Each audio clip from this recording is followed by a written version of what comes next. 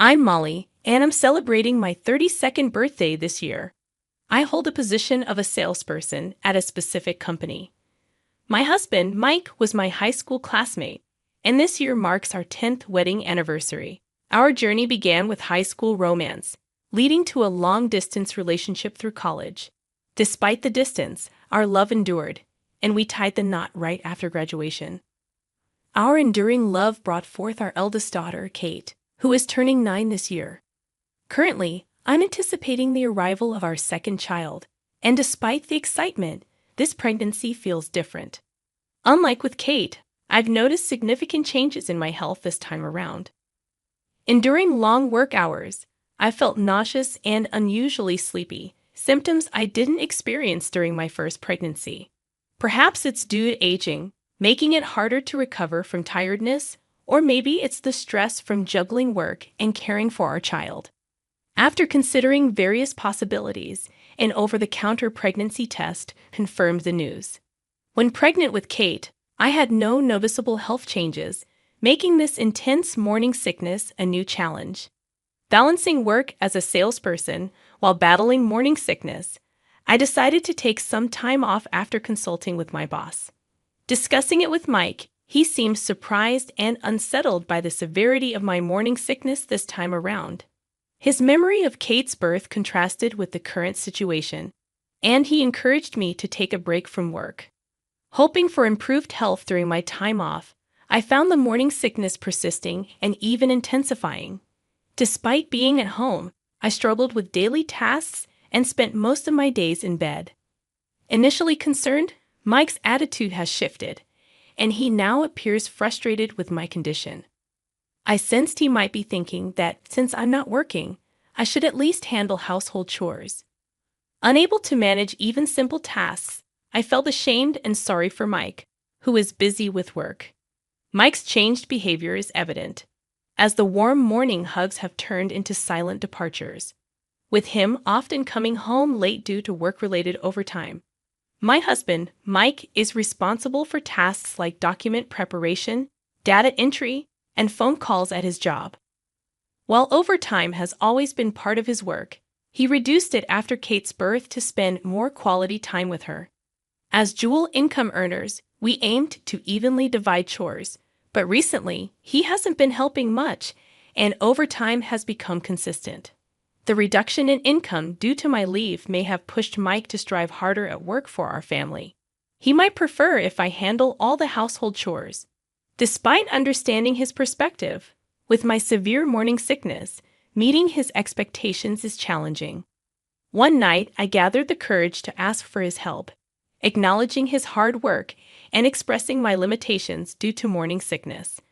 Mike, displeased, insisted on the importance of him working overtime and asked me to take care of the house, disregarding my condition. I'd pleaded for his understanding and help, proposing that he come home a bit earlier to assist with chores. Mike raised his voice, expressing his frustration, and warned me about waking up Kate. I apologized repeatedly, trying to calm him down, but he retreated to our bedroom without listening. His unusual display of intense anger left me uneasy, suspecting there might be other concerns. The next morning, Mike left for work earlier than usual, seemingly avoiding me after the previous night's confrontation. Hurt by his rejection, I sighed and sat down, only to find Kate joining me. Kate, having overheard our conversation, expressed her shock at how her dad had acted. She found it terrible that he wouldn't even listen, considering my pregnancy and suffering from morning sickness, behaviors entirely unlike him. It was a frightening situation, and Kate, in a gesture of disbelief, spread her arms wide.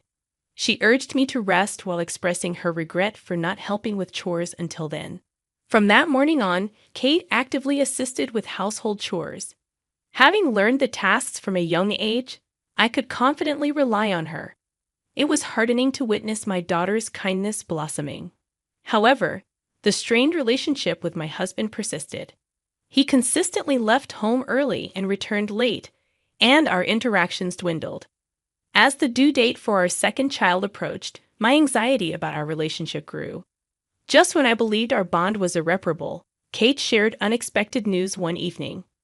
With a pale face, she revealed that something was wrong but clarified that she wasn't hurt. Instead, she felt sick. Alarmed, I questioned her, and with tears welling up, Kate disclosed witnessing Dad and Abby's mom kissing on the way home from school. Abby was Kate's good friend who often visited our house. Overwhelmed with emotions, Kate sobbed into my chest. The man I thought was irreplaceable instantly became an object of hatred due to this affair. Fueled by anger and hurt, I vowed revenge and decided to gather evidence of my husband's infidelity. Despite my severe morning sickness, I initiated an investigation while my husband was away. To my dismay, I discovered numerous receipts for expensive brand name bags and accommodations that I had never seen before. The disrespect fueled my fury, and I was determined to expose the truth.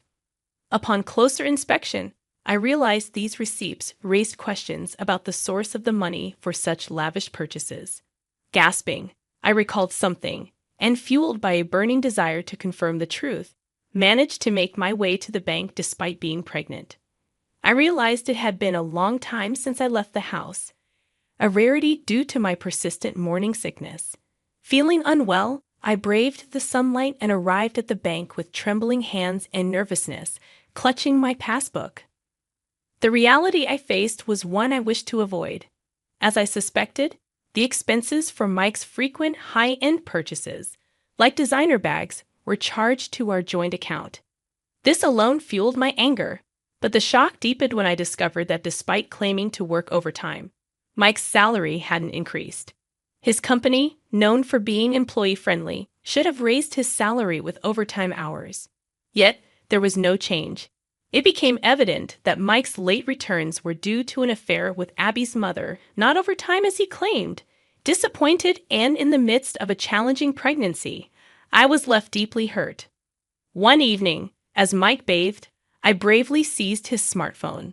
My hands trembled with tension as I unlocked it, taking advantage of his assumption that my morning sickness had made me less vigilant. In the chat app, I found clear exchanges confirming the affair with Abby's mother. Mike, I told my wife I have overtime so we can meet tonight. Abby's mother, really? Can we meet tonight? I can't wait to see you. Their chat was filled with embarrassing heart emojis. While such betrayal might have driven someone with strong affection to madness, my feelings had changed, allowing me to calmly focus on gathering evidence. Inspecting recent text messages, I discovered plans for a week-long trip, starting from the weekend, intended for various hikes. Unaware of this trip, my husband had made no mention. Curious about the excuse he would give on the day of the trip, I patiently waited. Finally, the morning of the trip arrived. Despite it being a holiday, Mike was busy with preparations from early morning. Me, good morning. What's got you so busy this early? Caught off guard, Mike looked surprised. Mike? Oh, well, you see. What are you doing up so early? I woke up to some noise and noticed my husband packing the suitcase. Me, what's with the suitcase? Are you going on a trip? Mike, I have a company trip for a week starting today. I thought I told you. Just wait. I'll buy you a nice souvenir. Me? Did you? Maybe forget my birthday? Never mind. Seemingly having heard the commotion, Kate woke up too. Curious about what was happening, she spoke to her father. Kate, Dad, what's happening? Are you leaving? Mike, I'm going on a company trip. I'll bring back a souvenir. So let's look forward to it. Got it? Can't wait for the souvenir. Take care. With smiles, Mike left the house with a wry smile. After he left, Kate and I looked at each other and burst into laughter. Kate, Dad's voice was shaking when he lied. Anyone could tell he was lying. After sharing a good laugh, we began discussing our next steps. Me? Okay, I'm about to discuss something important. Listen carefully. I'm thinking of getting a divorce. I believe it's crucial for you too, so I'd like to hear your thoughts. Kate, Beam only 9, said, I think it's better for you to get a divorce. I'm embarrassed and don't like having a father who cheats on Mom. I'm sure Abby would feel the same. Me, Did something happen with Abby too? Throughout our discussion, Kate seemed concerned about Abby's situation. Kate. Abby's mom used to just relax at home and never did anything. But she suddenly disappeared, so Abby was really upset. Just as Dad betrayed our trust, it seems that Abby's mother also betrayed her daughter's trust. Upon hearing this fact, I felt strongly that there should be no compromise when it comes to taking revenge on them. Abby seems to be going through a lot too. We need to punish both of them. I felt a surge of motivation that I could never have imagined before. With determination, I took action. First, to stop Mike from spending any money, I canceled our credit cards. I decided it was necessary to fairly divide the savings in our joint account, so I transferred half of it to my account. To avoid disputes over property division in the divorce, I decided to secure my assets early on. Kate and I started packing up our belongings. I had already explained the situation to my parents, so we decided to move back to their home.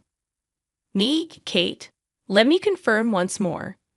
Once we divorce, we can't come back to this house. Are you really okay with that? Kate? Yes, I'm okay. Then let's go to Grandpa and Grandma's house. Kate? Yes, let's go quickly. Kate seemed to be filled with anticipation. She seemed neither sad about our divorce nor mournful, but rather had a cheerful look, which put my mind at ease for the moment. We completed the move to my parents' house in high spirits. I decided to let go of the house filled with memories of our time with Mike and start a new chapter in my life. This decision came after discovering a message exchange between Mike and Abby's mother. I want to be freed from that house as soon as possible. I want a divorce right away and live with you. From the messages, it appeared that Abby's mother had already moved back to her parents' home. To think she would abandon her family, including her young daughter, for an affair and selfishly move back to her parents' house. It's unbelievable. I found out that Mike had visited Abby's mother's parents' house from the history on his car navigation system. I packed up Mike's belongings and sent them to that address, his mistress Abby's mother. Subsequently, I terminated our house. This way, my husband would be able to live freely with Abby's mother, as he insisted he was on a company trip. I sent my husband's valuables along with a letter to his company. With the house emptied, the weight on my heart lifted, and I felt refreshed and ready to take a new step forward. The next morning, I received an early call from my husband. Molly, I'm sorry. I seem to be running out of money. It looks like I forgot some cash at home. Oh dear, that's a bummer. Mike, I'm really in a bind. Can you transfer some money to my account, even if it's just a little? Things are a bit tight for me this month. Since you're on a company trip, maybe you can borrow from a colleague. Well, about that, just explain your situation and borrow from your colleagues. I'm having severe morning sickness right now, and it's hard for me to talk. I'm hanging up. Mike? Wait, hold on. I felt a bit better knowing that my husband couldn't use his credit card anymore. It was easy to imagine that this made the pleasant trip with his mistress very tense for him. The phone calls from my husband didn't stop. I sent him a message saying I have severe morning sickness and can't answer the phone. Don't call me anymore. No matter how many times he called, I didn't answer. 3 days later, I received another call from him and reluctantly picked up. Molly, why is the house empty? What's going on? Weren't you supposed to be on a trip for 7 days? Why are you back so soon? My husband was initially at a loss for words, but his anger quickly erupted. Mike, everything's gone. Even the contract has been terminated. Isn't that too selfish? Who's being selfish now? Me. You were on a trip with your mistress, right? I've sent all our stuff to Abby's parents' house and started the divorce proceedings. Everything's going according to your wishes. Goodbye and good luck. Mike? What? You found out about the affair and you're divorcing me. Realizing that I knew about his affair and even who the other woman was, he was visibly shaken. I hung up and deleted all his contacts from my phone. With nowhere to go, my husband seemingly took refuge at Abby's parents' house. At their house, Abby's mother was kneeling with her head down, and across from her sat her parents, her husband, and Abby, all of them looking furious. Apparently, Abby's mother had returned home claiming she couldn't bear the emotional abuse from her husband. Her parents believed her and felt sorry for her, but the reality was different. Since they found out she had been lying and was even having an affair, there was no way they would forgive her. Abby's mother and my husband were both severely reprimanded, made to sign divorce papers in front of everyone, and forced to pay compensation. Afterwards, her parents kicked them both out. Since returning to my parents' home, Kate and I have been living freely. My worries disappeared, my morning sickness subsided, allowing me to return to work after my maternity leave was finished. Every day, Kate seems to enjoy playing with her grandparents after returning from school. The divorce proceedings went smoothly thanks to the support of my lawyer. Of course, I had ample evidence which allowed the divorce to proceed in my favor.